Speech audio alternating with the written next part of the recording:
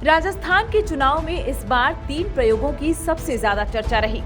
BJP ने सांसदों को उतारा और दूसरा प्रयोग भगवा ब्रांड का रहा। सत्तारूढ़ कांग्रेस ने कर्नाटक की तर्ज पर गारंटी आगे रखी और जातिगत जनगणना का मुद्दा भी उठाया। हालांकि अभी निश्चित तौर पर कुछ कहना मुश्किल है, लेकिन माना जा रहा है कि जिन उम्मीदों से दोनों दलों ने यह प्रयोग किए थे, वे उम्मीदें शायद ही पूरी हों। कौन से थे ये 3 प्रयोग?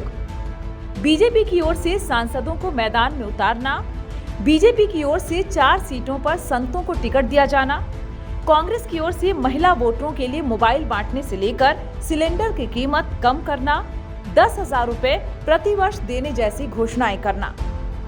पहले बात सांसदों की करते हैं। बीजेपी ने 1 राज्यसभा सांसद सहित 7 सांसदों को टिकट दिए।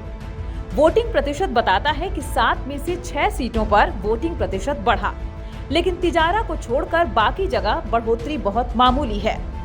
इन 7 में से 5 सीटें वह हैं जहां बीजेपी पिछले 3 चुनाव से हार रही है।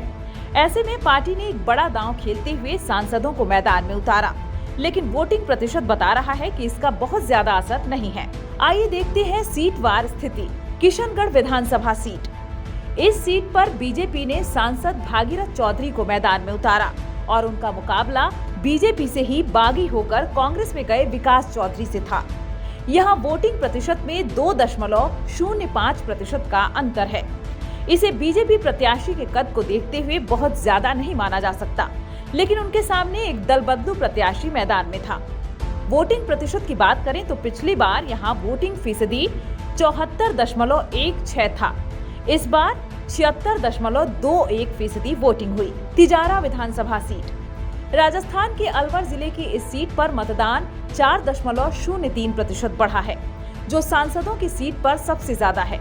लेकिन इसका एक बड़ा कारण यहाँ धार्मिक आधार पर वोटों का ध्रुवीकरण माना जा रहा है। यहाँ से बीजेपी ने हिंदुत्ववादी चेहरे बाबा बालकनाथ को चुनाव मैदान में उतारा है और उनके सामने मुस्लिम प्रत्याशी इमरान खान चुनाव मैदान में है। पिछली बार यहाँ 82.08% वोटिंग हुई थी, जबकि इस बार 86.11% वोटिंग हुई है। सवाई माधोपुर विधानसभा सीट। इस सीट पर वोटिंग प्रतिशत पिछली बार के मुकाबले 2.31% बढ़ा है।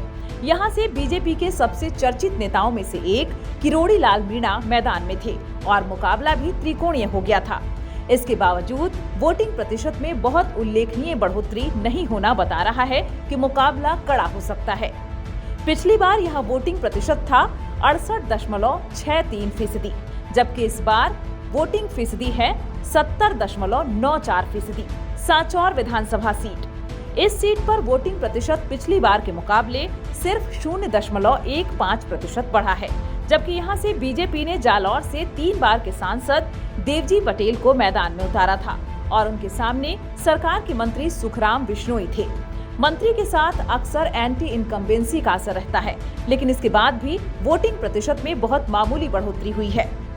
वोटिंग प्रतिशत की बात करें तो पिछली बार 80.76% वोटिंग हुई, जबकि इस बार 80.91% वोटिंग हुई।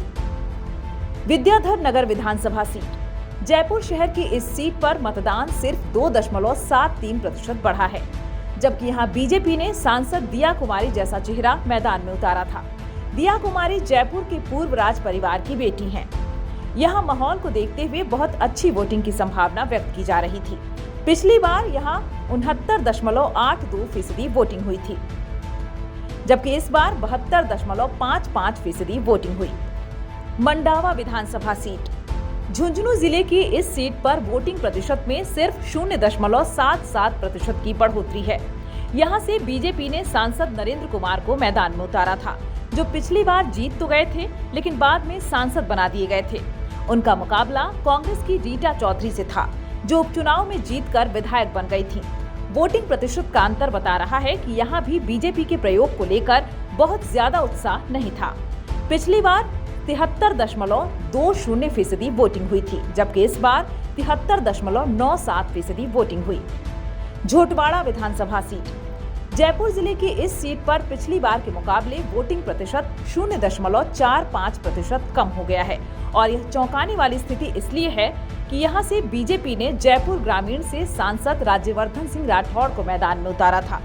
वहीं कांग्रेस की ओर से एक बिल्कुल नया चेहरा अभिषेक चौधरी को टिकट दिया था, लेकिन इसके बावजूद वोटिंग प्रतिशत कम होना चौंका रहा है।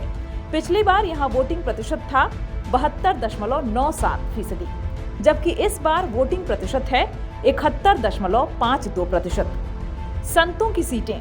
दूसरा प्रयोग था बीजेपी की ओर से 4 संतों को मैदान में उतारना। इन 4 सीटों में पोलिंग तो अच्छी हुई है, लेकिन पिछली बार के मुकाबले वोटिंग प्रतिशत में अच्छी बढ़ोतरी 2 ही सीटों पर है, जबकि बीजेपी ने हिंदुत्व का कार्ड जमकर खेला था। हवा महल विधानसभा सीट। जयपुर शहर की इस मुस्लिम बाहुल्य मतदाताओं वाली सीट पर वोटिंग प्रतिशत पिछली बार के मुकाबले 3.64% बढ़ा है। इस सीट पर बीजेपी ने महंत बाल मुकुंदाचार्य को टिकट दिया था। उनके सामने कांग्रेस के जमीनी कार्यकर्ता और जयपुर जिला अध्यक्ष आर तिवारी मैदान में थे।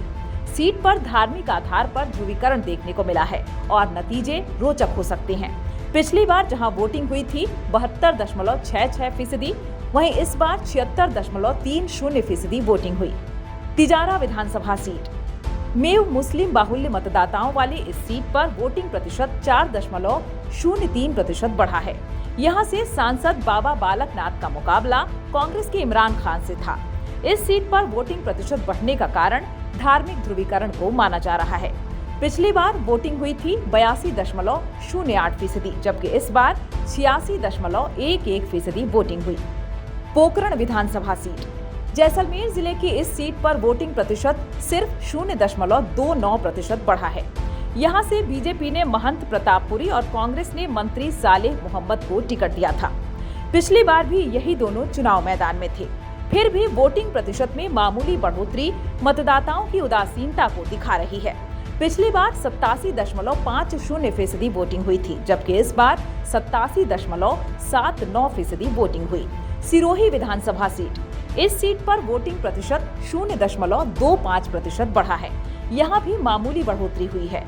यहाँ से बीजेपी ने देवासी समाज के संत ओटाराम देवासी को टिकट दिया था, जबकि कांग्रेस ने यहाँ से निर्दलीय विधायक बने संयम लोढ़ा को मैदान में उतारा था।